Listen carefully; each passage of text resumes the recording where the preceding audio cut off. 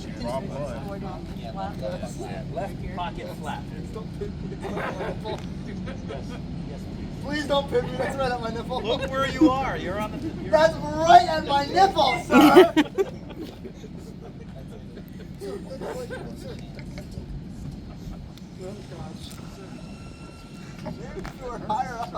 So for those of you who aren't familiar quite with the tradition of pinning, in the military of long ago, not anymore, it's considered hazing.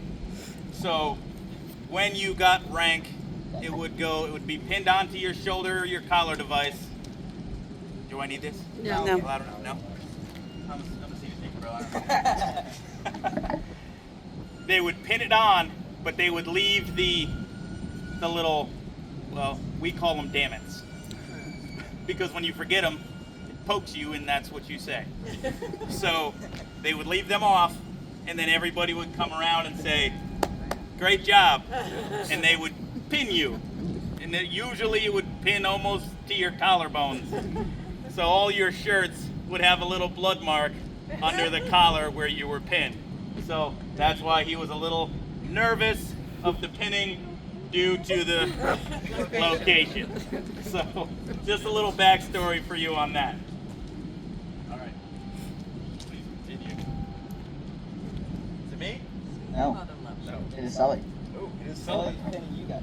Oh, Sullivan, please take the parent pin. So I'm playing dual role here. I'm the skipper and also the dad. So, hey, please take your parent pins and proudly pin them upon your parents.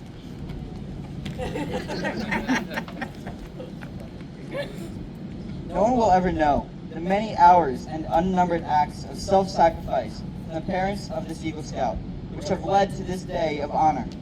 Let us take a moment to give a round of applause to our scouting parents everywhere, and remember, this journey could not have been made without them.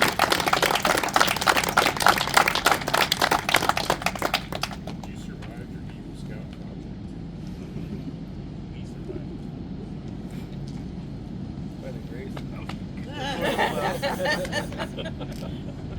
Sully, where you going?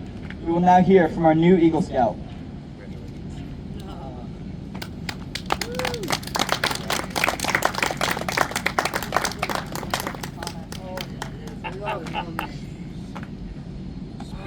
Speak. That's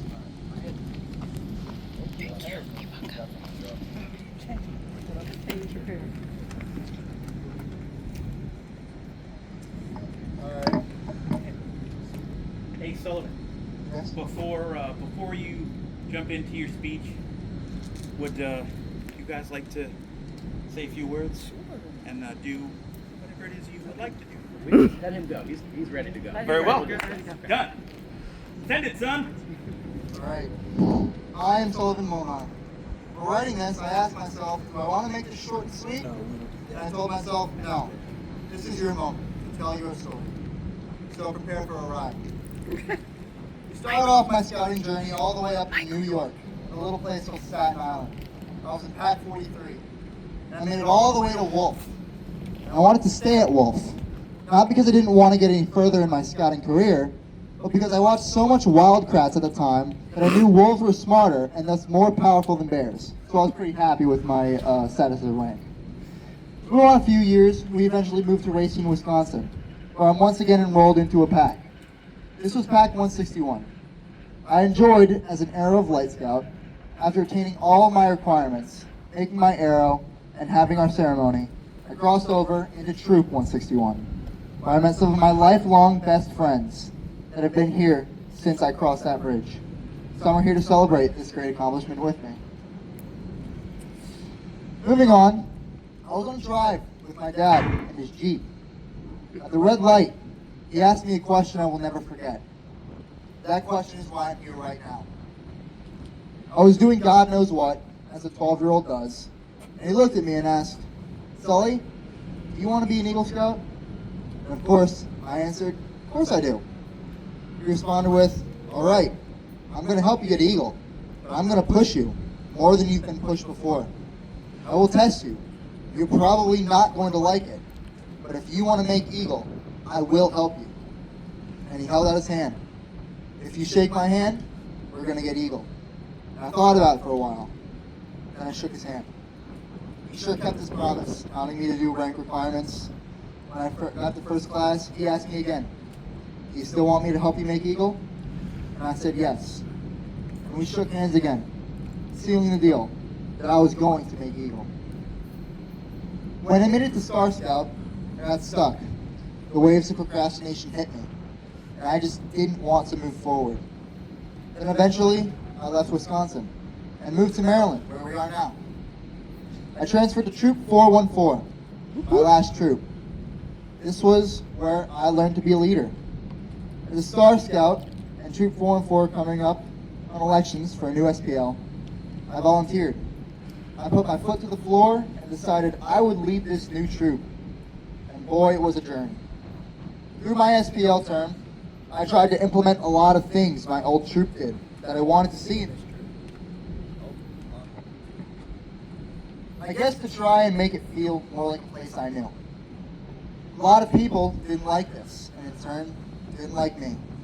I fought a lot of emotional battles as SPL. It's not an easy role to hold. Anyone who's been one can tell you. But it does teach you some things. And what it taught me was, don't try to change existing things to make a difference for yourself. Instead, improve on existing things to make a difference for everyone. Listen and remember. Eventually, I managed to earn enough merit badges to become a Life Scout. I'm going to be honest, that's where I spent most of my time on. Once again, stuck on a rank because I didn't want to do anything. At times I would think about giving up. I made it to Life Scout, that's more than a lot of people. But that handshake, my dad pushed and pushed and pushed. I very regularly thought about just giving up. But I made a promise as soon as I grabbed that man's hand. I was going to make it to Eagle. So slowly but surely, I got merit badge after merit badge done, requirement after requirement, paper after paper, just chipping away at it. I started getting more involved with other scouting things, mainly the Order of the Arrow, which I met many great friends that I hope to have a lifetime relationship with. I met a community of great people. Took time to get to know them. Became a ceremonialist. Attended countless ordeals and brotherhood conversions. Saw many Arrowmen grow and make friends and have fun in the OA. I took on the role of Vice Chief of Brotherhood in my chapter for a while, and I'm now serving in the role of Vice Chief of Ceremonies. As I grow older, I realize how much time has passed. It's strange seeing a nervous kid standing in the ceremony circle on their ordeal, only to see that same face confidently testing for their brotherhood 6 months later.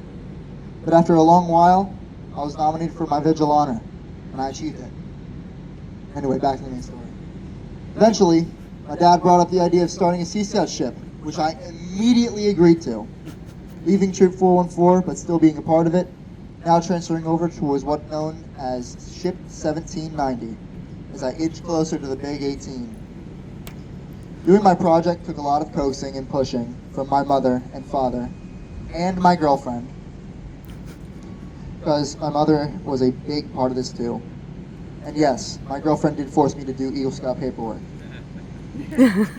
However, I managed to get my project done just about 2 months away from when I age out. Now was the rush to do all the paperwork, which was a pain. But I managed that.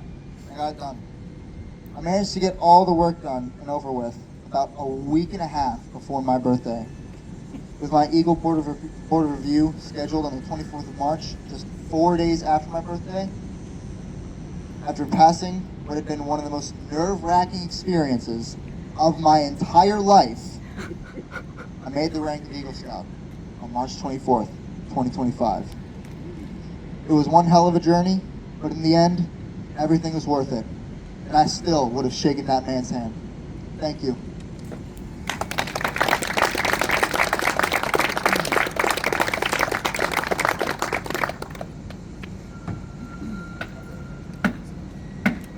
Hello everyone, my name is Tahir, but I also, in ceremonies, play the principal of Alawak Zakima. the mighty chief, who's renowned for being, as Sully's favorite kind of phrase is, as steadfast as the pole star. He really loves it when I do that. It's amazing! But yes, I have a little excerpt for you to read, and I had to. Hello, I'm Owen. I play the role of Kitchkinet, who's the guardian, the guide to the candidates in their ordeal and their brotherhood. North. Oh, I'm Chris. I'm the North Wind. I don't really know what it represents. I was given this part like a week ago. Yeah. I got it today. I represent thriftiness in the South Wind. who are you? What's your name? Oh, Leaf. Leaf. I'm Leaf. I'm Leaf. I represent the South Wind. Yeah. Hi, I'm Pierce O'Connor. I represent the West Wind. I'm originally from Racine, Wisconsin. I met Sully when he was staying in our neighborhood. Pack and Troop 411. Or 161, excuse me. Yeah. I get the numbers mixed up. Sorry, he's in 412. East. I'm Zach. East Wind, and represents the Common Law. What? Speak up! What? I'm Zach. I'm the East Wind, and represents the Common Law. I welcome New Eagle to the summit of your trail.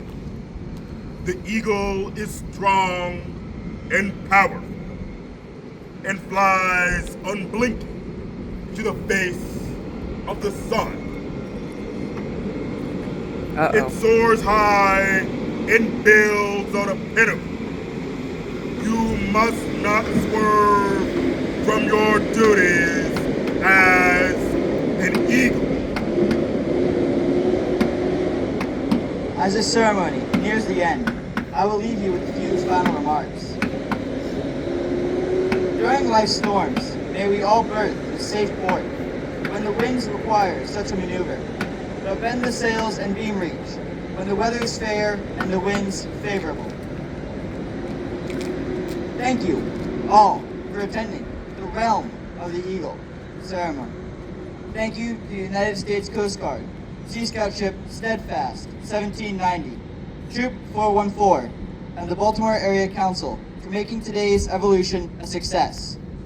Please follow us back to Berry Hall for light refreshments and a continuation of Eagle and graduation festivities.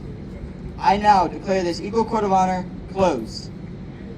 I am Dominic Molinar, your Master of Ceremonies, and I bid you all fair winds and following seas.